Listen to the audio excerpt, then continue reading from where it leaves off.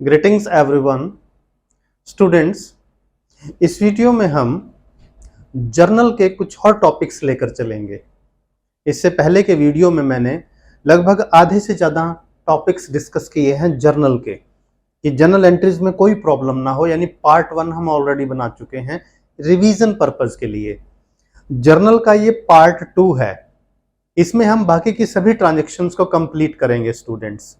इससे पहले आप देखें, बोर्ड पे मैंने लिखा हुआ है, एक तरफ ट्रेडिशनल अप्रोच है जिसमें पर्सनल अकाउंट, रियल अकाउंट और नॉमिनल अकाउंट के रूल्स लिखे हुए हैं। दूसरी तरफ हमारी मॉडर्न अप्रोच है, सिंपल अप्रोच, जिसमें दो ग्रुप बनाए गए हैं, एसेट्स, एक्सपेंसेस और ड्राइंग। जब ये इंक्रीज होते हैं तो डेबिट, डिक्रीज होते हैं तो क्रेडिट, ग्रुप 1। ग्रुप 2 में हम क्या लेकर चले हैं, लाइबिलिटीज, कैपिटल और इनकम का हमने ग्रुप 2 बनाया है। और जब ये इंक्रीज हो तो क्रेडिट और डिक्रीज हो तो डेबिट होते हैं। अब ये 3-4 ट्रांजेक्शन्स और उन ट्रांजेक्शन से रिलेटेड जितनी भी सब ट्रांजेक्शन्स हैं, उनको रिलेटेड ट्रांजेक्शन्स को भी हम डिस्कस करने जा रहे हैं। जब ये 2-3 वीडियो आप देखोगे ना स्टूडेंट्स, आपका जर्नल का हर कॉन्सेप्ट पूरी तरह से क्लियर हो जाएगा। चलिए नेक्स्ट जो हम लेकर चल रहे हैं स्टूडेंट्स, इनकम।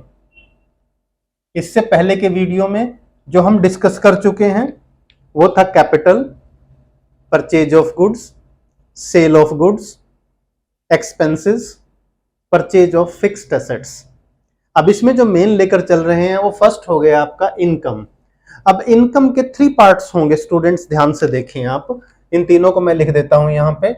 इनकम में कोई आप एग्जांपल ले लो स्टूडेंट्स, कोई भी, जैसे कमीशन है, कमीशन मैं ट्रांजैक्शन लिख देता हूं, कमीशन रिसीव्ड इन कैश,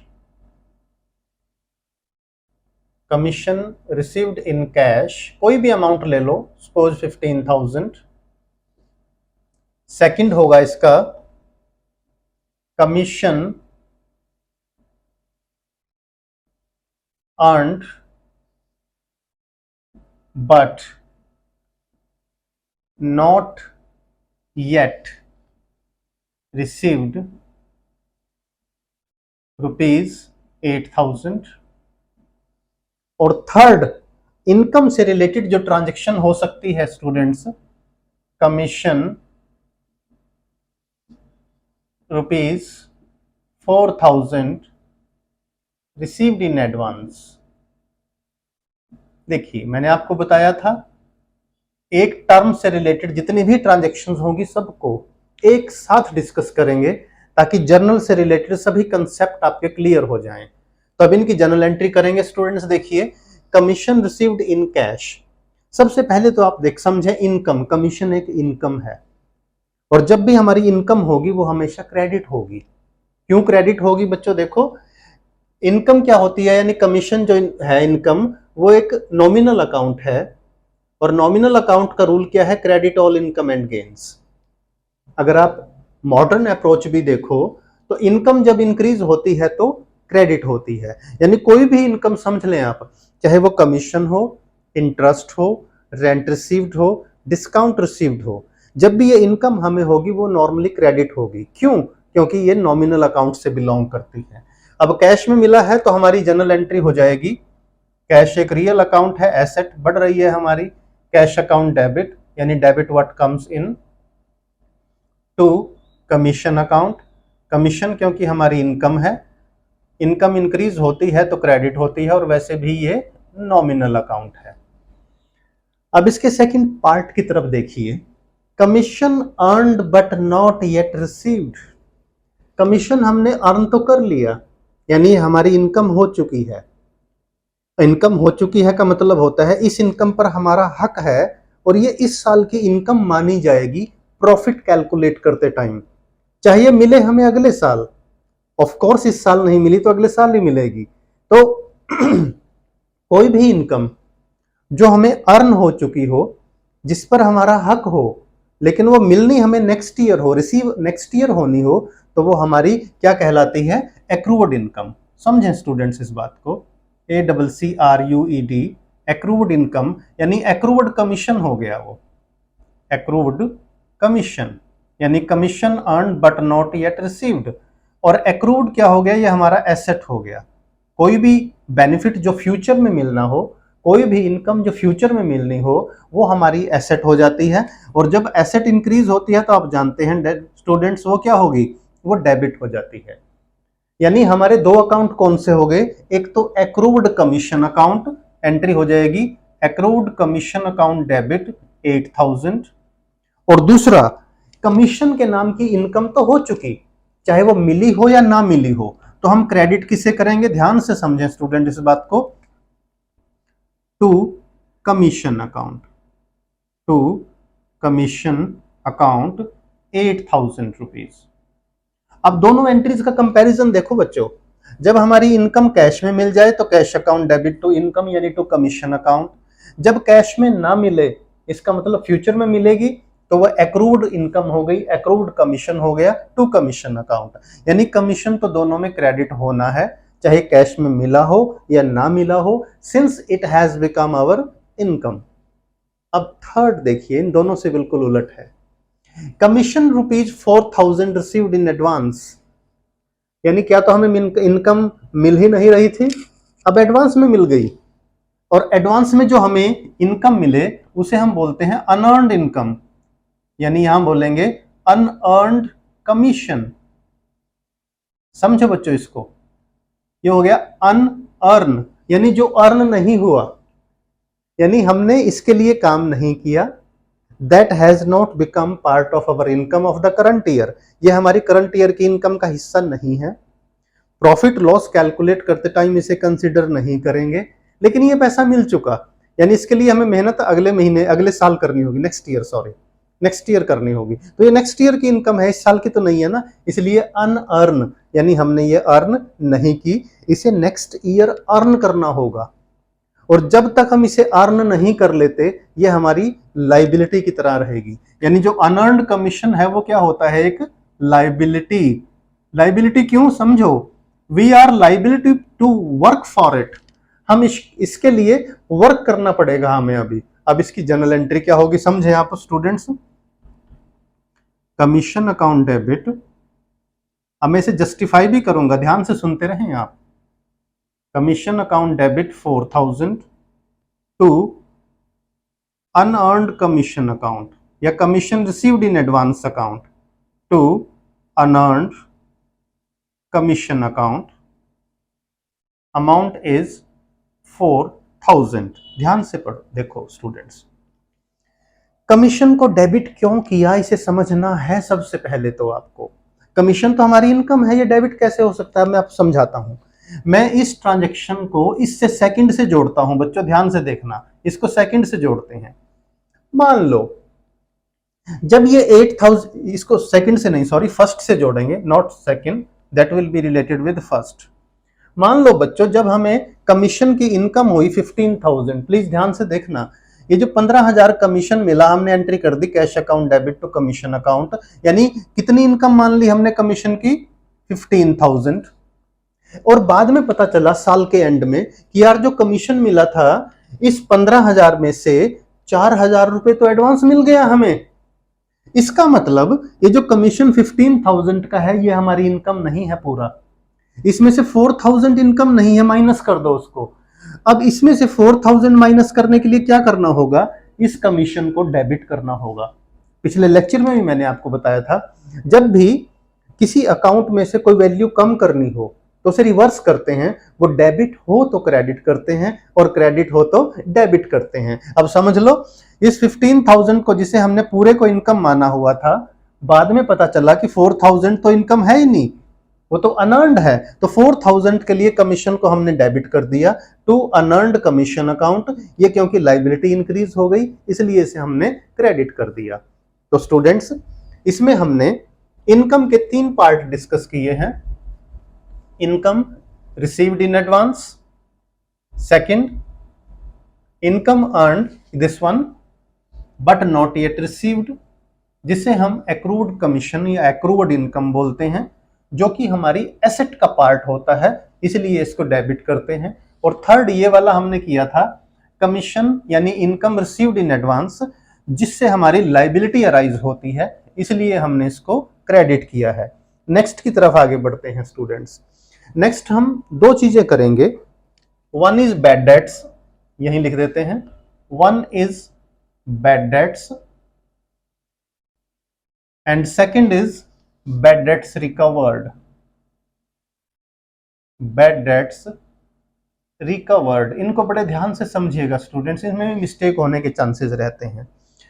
अब बैड डेट्स कहां से जनरेट होते हैं ये समझना। बैड डेट्स देखिए स्टूडेंट्स, जिनको भी हम क्रेडिट सेल करते हैं, मैं इधर लिख रहा हूं, जब भी हम क्रेडिट सेल करते हैं तो जिन कस्टमर्स को क्रेडिट सेल करेंगे वो कस्टमर्स क्या कहलाते हैं? The customers are termed as debtors, वो हमारे डेटर्स बन जाते हैं और डेटर्स हमारे एक तरह से एसेट का पार्ट है। अब कुछ एक दो पर्सन ऐसा हो सकता है डेटर्स में से कि जो इंसॉल्वेंट हो जाए, बैंकरप्ट हो जाए। इंसॉल्वेंट और बैंकरप्ट का मतलब होता है कि कोर्ट ने उस बिजनेसमैन को जिससे हमने पैसे लेने थे, जिसको हमने क्रेडिट सेल की हुई थी, वो बैंकरप्ट हो गया, वो इंसॉल्वेंट हो गया, अब उससे हमें पूरा पैसा नहीं मिलेगा। कोर्ट डिसाइड करेगा कितना पैसा मिलेगा। तो मैं यहां एक ट्रांजैक्शन लिख रहा हूं, देखिए ट्रांजैक्शन क्या है। रिसीव्ड रुपीज, रिसीव्ड परसेंटेज में ले लेते हैं, 70% from Arun who owed us rupees 40,000 since he has been declared insolvent। देखिए ध्यान से समझिए, अरुण हमारा एक डेटर था। अब अरुण में यहां नाम भी लिख देता हूं, अरुण हमारा एक डेटर था और जो डेटर होता है उसका डेबिट बैलेंस होता है। देखिए जब हमने अरुण को क्रेडिट सेल की होगी तो Arun debit to sales account. जब तक अरुण हमें पैसे नहीं देता तब तक अरुण का अकाउंट हमारी बुक्स में डेबिट रहेगा। लेकिन अब पता क्या चला कि अरुण को इंसॉल्वेंट डिक्लेयर कर दिया कोर्ट ने, और जितना हमें उससे पैसा लेना था यानी 40,000, उसका 70% ही मिला है हमें। इसका मतलब 30% पैसा हमारा इरिकवरेबल हो गया। इरिकवरेबल, IRRECOVERABLE, और जो अमाउंट डेटर्स से लेना हो इरिकवरेबल हो जाए, that is termed as bad debts. उसे हम बैड डेट्स बोलते हैं, bad debts. Debts stands for debtors, यानी डेटर्स से मिलने वाला वो पैसा जो बैड हो जाए, बैड का मतलब इरिकवरेबल, जिसकी रिकवरी नहीं हो पाएगी, उसे हम बैड डेट्स बोलते हैं। और बैड डेट्स क्या होता है दोस्तों? बैड डेट्स हो गया हमारा लॉस, और लॉस क्या है? नॉमिनल अकाउंट, इसलिए क्या होगा? डेबिट होगा। अब हमारी एंट्री क्या होगी? कैश अकाउंट डेबिट, अगर चेक से पैसा मिला है तो बैंक अकाउंट डेबिट। 40,000 का 70%, 28,000 मिला हमें। ध्यान से देखें स्टूडेंट्स, 40,000 का 70% मिला हमें 28,000। 30% नहीं मिला, यानी 40 में से 28 मिल गए, बाकी 12,000 हमारे डूब गए, उसे बोलेंगे बैड डेट्स अकाउंट डेबिट। ये हमारा लॉस हो गया। टू कौन? अरुण। मैंने अभी बताया था जब तक अरुण का हिसाब नहीं हो जाता, जब तक अरुण हमें पैसे नहीं देता, उसका अकाउंट क्रेडिट रहेगा। अब हमें पता है कि अरुण से 28,000 मिल गए, 12,000 नहीं मिलने, क्योंकि ये तो बैड डेट्स हो चुका, ये सारा का सारा लॉस हो चुका। तो हम क्या करेंगे? अरुण का पूरा 40,000 का अकाउंट अपनी बुक से राइट ऑफ कर देंगे, कैंसिल कर देंगे, यानी अरुण से हमने अब और कुछ नहीं लेना। 28,000 मिल गए, 12,000 कभी नहीं मिलेंगे, क्योंकि ये अमाउंट इरिकवरेबल हो गया, इसकी रिकवरी नहीं हो पाएगी, तो ये बैड डेट्स हो गया हमारा। अब इसमें मैं एक चीज और डालता हूं स्टूडेंट्स, बता दूं आपको, अगर ये सारा का सारा अमाउंट डूब जाता, ध्यान से सुनना, अगर ये ट्रांजैक्शन ना होती और लिखा होता entire amount became irrecoverable, Arun से 40,000 लेने थे और 40 के 40 डूब गए, तो हमारी एंट्री सिंपल होती, bad debts account debit 40,000 to Arun. ये हो गया। अब आगे बढ़ते हैं। नेक्स्ट अकाउंट है बैड डेट्स रिकवर्ड। ये क्या है? बैड डेट्स यानी डूबा हुआ पैसा मिलना। जो पैसा डूब गया था, देखिए जो पर्सन बैंकरप्ट हो गया था, उसका हिसाब होने के बाद उससे आप पैसा नहीं मांग सकते कानूनी रूप से, कभी भी नहीं। लेकिन देखिए कुछ डेटर्स, कुछ कस्टमर हमारे बड़े ईमानदार होते हैं, ऑनेस्ट होते हैं। मान लो वो फिर से खड़े हुए, बिजनेस किया, प्रॉफिट हुआ, उन्होंने क्या किया, हमारा पैसा लौटा दिया। ट्रांजैक्शन कैसे होगी देखिए, received rupees 12,000 from Arun whose account was written off OFF of as bad debts last year. यानी अरुण, जिसका अकाउंट देखिए पिछले साल हमने अपनी बुक्स से कैंसिल कर दिया था, राइट ऑफ कर दिया था, उसने हमें 12,000 रुपए लौटा दिए भाई। बैड डेट्स रिकवर्ड क्या है देखिए, समझें, इट्स ए गेन। ये पैसा तो मिलना ही नहीं था भाई, उसकी ईमानदारी है, उसने दे दिया। अब गेन है तो क्रेडिट होगा, क्यों? Nominal account, credit all income and gains. ये यहाँ की देखिए ग्रुप बी, इनकम जब भी इंक्रीज होगी, गेन जब भी इंक्रीज होगा, क्रेडिट होगा। देखिए अब हमारी जनरल एंट्री में क्या क्या आएगा।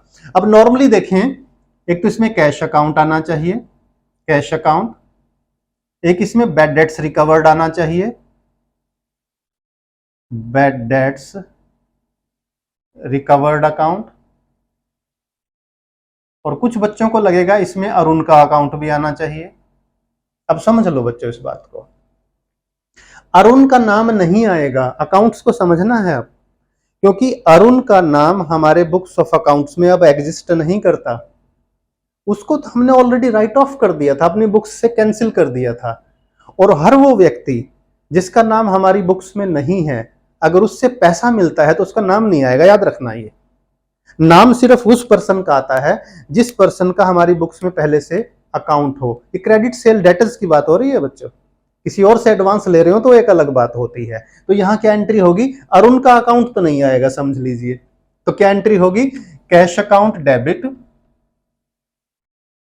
12,000 रुपीज। यानी पिछले साल जो 12,000 रुपए डूबे थे, देखो वो इस साल मिल गए, तो कैश इंक्रीज हो गया हमारा, debit what comes in. Bad debts recovered, ये क्रेडिट हो जाएगा, गेन हो गया। Nominal account, credit all income and gains, ये हमारी जनरल एंट्री हो गई। तो इस ट्रांजैक्शन के हिस्से में हमने दो चीजें की हैं स्टूडेंट्स, कि डेटर्स क्या हैं, डेटर्स बैड डेट्स पे कब कन्वर्ट होते हैं, और अगर बैड डेट्स होते हैं, अगर पार्टली अमाउंट मिल जाए तो क्या जनरल एंट्री होती है, और सारा का सारा पैसा डूब जाए तो क्या जनरल एंट्री होती है। और थर्ड फेज में किया हमने इसके बैड डेट्स रिकवर्ड, कि जब डूबा हुआ पैसा मिल जाए तो उसकी एंट्री क्या होगी, ऑब्वियसली कैश अकाउंट डेबिट या bank account debit to bad debts recovered account, उसकी जनरल एंट्री होगी। अब इस लेक्चर के अगले हिस्से में जो ट्रांजैक्शंस बची हैं उनकी बात करते हैं स्टूडेंट्स। हम गुड्स से रिलेटेड बात करेंगे। देखिए गुड्स में क्या हो सकता है, charity, free samples, charity, free samples of goods. यानी इसी में मैं दो ट्रांजैक्शन लेके चल रहा हूं, कि goods given away as charity. मैं लिख देता हूं students transaction. The first one is goods given away as charity. ये ट्रांजैक्शन हो गई हमारी ₹4,11,000। हमने कहीं पर किसी ट्रस्ट को, किसी टेम्पल्स में या कहीं भी किसी ऑर्गेनाइजेशन को, किसी स्कूल्स वगैरह में गुड्स 11,000 रुपए का दान कर दिया। अब समझें गुड्स अकाउंट किस अकाउंट में खड़ा है। देखिए एक बात समझिए स्टूडेंट्स, हमारा जो गुड्स होता है, जब भी हम गुड्स परचेज करते हैं तभी तो हमारे पास गुड्स आएगा ना, परचेजेज अकाउंट। तो ये हमारा परचेजेज अकाउंट में मेंटेन होता है। सिर्फ एंट्री ही नहीं, उसके पीछे का मकसद, क्यों डेबिट क्रेडिट हो, उसे समझें बच्चों आप। और परचेजेज क्या होता है, हमारा एक्सपेंस होता है। क्यों? क्योंकि इस परचेज हुए गुड्स को हम यूज करेंगे सेल करने के लिए, जिससे हमारी रेवेन्यू होगी, हमारी इनकम होगी। अब मैं क्या कहना चाह रहा हूं आपको, goods given away as charity, तो एक तरह से क्या है, हमारा लॉस है, और ये ऐसा लॉस है जिसे हमने डेलिबरेटली किया है, जानबूझकर दान दिया है। तो नॉमिनल अकाउंट है, डेबिट होगा। हमारी एंट्री क्या होगी, चैरिटी अकाउंट डेबिट 11,000। टू किसे क्रेडिट करें, क्या गया हमारे पास से, गुड्स। गुड्स किस अकाउंट में पड़ा है, परचेज। परचेज क्या होता है, ध्यान से देखो, हमेशा डेबिट।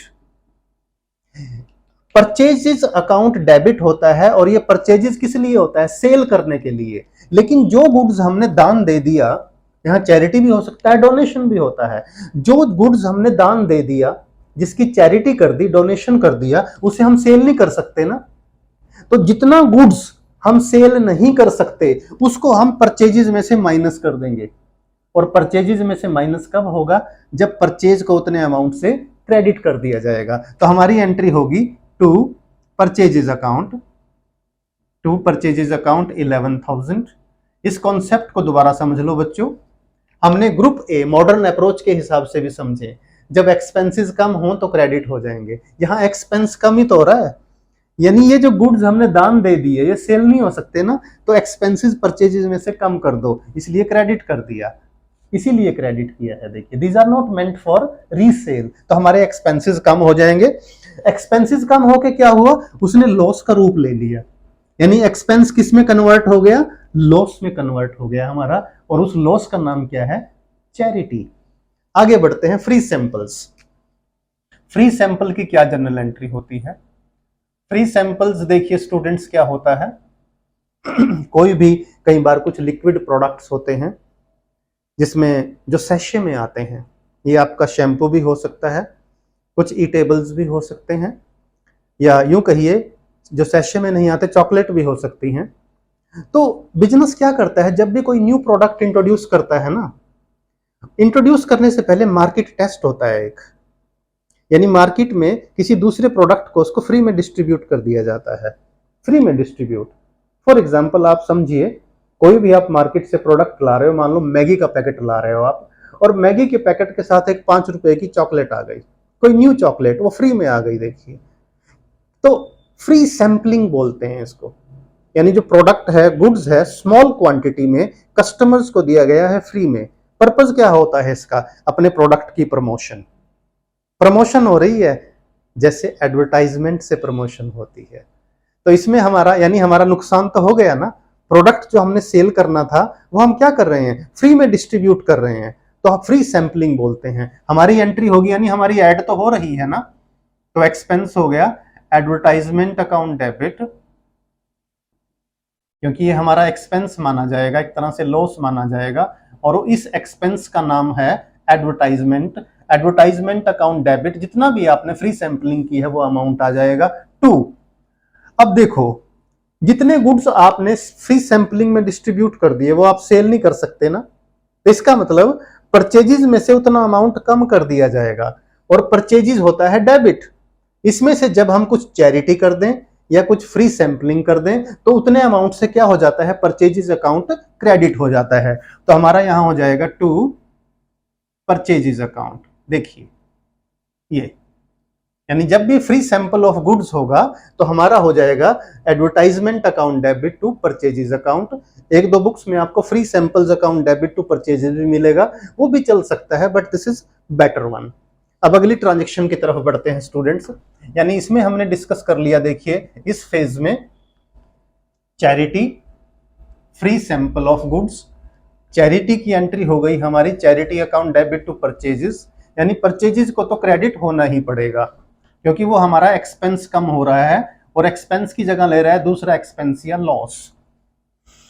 अब आगे बढ़ते हैं स्टूडेंट्स, इस फेज में हम डिस्कस करेंगे, और ये लास्ट फेज है इस लेक्चर का, ड्राइंग्स।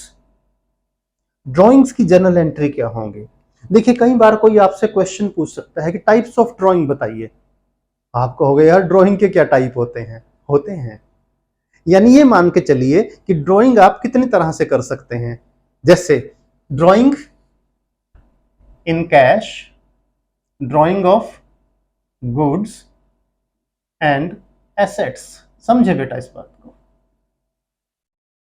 यानी ड्राइंग का मतलब हुआ कि बिजनेस से कुछ भी पर्सनल यूज के लिए लेना, that is termed as drawing. तो उसमें से कैश भी आता है, आप बैंक से चेक से भी अमाउंट निकाल सकते हैं पर्सनल यूज के लिए, गुड्स भी ले सकते हैं, फर्नीचर या अदर एसेट्स भी बिजनेस से पर्सनल यूज के लिए जब आप इस्तेमाल करते हैं तो वो क्या कहलाएगी? आपकी ड्राइंग कहलाएगी। अब इसकी एंट्री क्या होगी?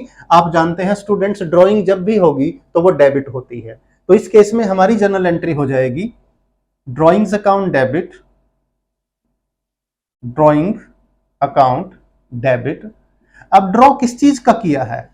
अगर कैश है तो कैश कम हो गया, एसेट डिक्रीज हो गई, credit what goes out, real account है टू कैश अकाउंट। और अगर चेक से ड्रॉ किया है पैसा तो टू बैंक अकाउंट हो जाएगा। और अगर बिजनेस से गुड्स ले गए, याद रखना, बिजनेस से गुड्स ले गया प्रोपराइटर पर्सनल यूज के लिए, तो हमारी उतने अमाउंट से परचेजेस कम हो जाएगी, वो परचेज के नाम का एक्सपेंस कम हो जाएगा। तो हम यहां करेंगे to purchases account. Purchases account कब करेंगे? ध्यान दे दीजिएगा, जब गुड्स विदड्रॉ करे और जब कोई और एसेट, इनमें से कोई भी नहीं, वो क्या किया उसने? बिजनेस का फर्नीचर ले गया, तो यहां हो जाएगा टू फर्नीचर अकाउंट। या पर्सनल यूज के लिए जो बिजनेस की कार थी उसने वो अपने नाम करवा ली कि आज से ये बिजनेस के लिए इस्तेमाल नहीं होगी कार, ये पर्सनल यूज के लिए होगी, तो that will be termed as drawing. तो यहां हो जाएगा to vehicles account, to vehicles account. तो ये ड्राइंग से रिलेटेड था। अब ड्राइंग से रिलेटेड एक ट्रांजैक्शन और हो सकती है स्टूडेंट्स, वो है आपकी इंटरेस्ट ऑन ड्राइंग। इसको भी समझिएगा, इंटरेस्ट ऑन ड्राइंग्स। यानी बिजनेसमैन, ये बिजनेस एंटिटी कॉन्सेप्ट पे बेस्ड है बच्चों, समझना इस चीज को भी साथ साथ। यानी हमने टेक्निकलिटीज और जो अकाउंटिंग के रूल्स होते हैं उनको भी समझना है। बिजनेस एंटिटी कॉन्सेप्ट ये कहता है कि बिजनेस एंड बिजनेसमैन दोनों अलग अलग एंटिटीज हैं, अलग अलग अस्तित्व है दोनों का। तो बिजनेसमैन ने बिजनेस से जो कुछ निकाला, हमने ड्राइंग डेबिट किया ना, मान लो उसने बिजनेस से 1,00,000 रुपए का सामान निकाल लिया, कैश सब कुछ मिला के, तो बिजनेस कानूनी रूप से उस 1,00,000 रुपए पर ब्याज लगाएगा, इंटरेस्ट लगाएगा, और ये बिजनेस की इनकम होगी and it is termed as interest on drawing. यानी इंटरेस्ट ऑन ड्राइंग क्या हो गई? बिजनेस की इनकम हो गई। समझाने के पर्पज से बता रहा हूं, इनकम हो गई। इनकम क्या हो गया? नॉमिनल अकाउंट, और उसके अकॉर्डिंगली ये क्या होगा? क्रेडिट होगी। लेकिन याद रखना, ड्राइंग पे जो बिजनेस इंटरेस्ट लगाता है वो कैश में नहीं मिलता, बल्कि इंटरेस्ट का पैसा ड्राइंग में जोड़ देता है, ऐड कर देता है। यानी इंटरेस्ट ऑन ड्राइंग के अमाउंट से हमारी ड्राइंग इंक्रीज हो जाएगी, और ड्राइंग जब भी इंक्रीज होती है ये डेबिट हो जाती है। तो हमारी जनरल एंट्री होगी बच्चों ड्राइंग्स अकाउंट डेबिट, यानी जब भी ड्राइंग होगी वो तो डेबिट होगी, और जब इंटरेस्ट की वजह से इंक्रीज हो रही है तो to interest on drawing account, to interest on drawing account. देखिए बच्चों, तो स्टूडेंट्स ये पार्ट 2 था, मैं लगा हुआ हूं रिवीजन पे, ताकि आपकी चाहे यूनिट टेस्ट हो, हाफ ईयरली हो या एनुअल हो, ऐसे लेक्चर, ऐसे वीडियो आपको दिए जाएं कि आपकी प्रेपरेशन हो एनुअल एग्जाम के लिए। इससे पहले का पार्ट देखें, उसमें मैंने बहुत सारी ट्रांजैक्शंस ली हैं जनरल एंट्रीज की। इस पार्ट में भी मैं 4 ट्रांजैक्शंस लेके चला हूं, और उन ट्रांजैक्शन से रिलेटेड और कौन कौन सी सब ट्रांजैक्शन होती है उनकी जनरल एंट्री की है मैंने। दोनों लेक्चर्स को बहुत ध्यान से देखिएगा। इससे अगले वाले लेक्चर में मैं बैंकिंग ट्रांजैक्शन की जनरल एंट्री करने वाला हूं, सभी बैंकिंग ट्रांजैक्शंस की, उसको भी देखिएगा। वीडियो अच्छा लगे तो लाइक करें, अपने फ्रेंड्स के साथ शेयर करना ना भूलें, और चैनल अभी तक सब्सक्राइब नहीं किया तो चैनल को सब्सक्राइब जरूर कीजिए।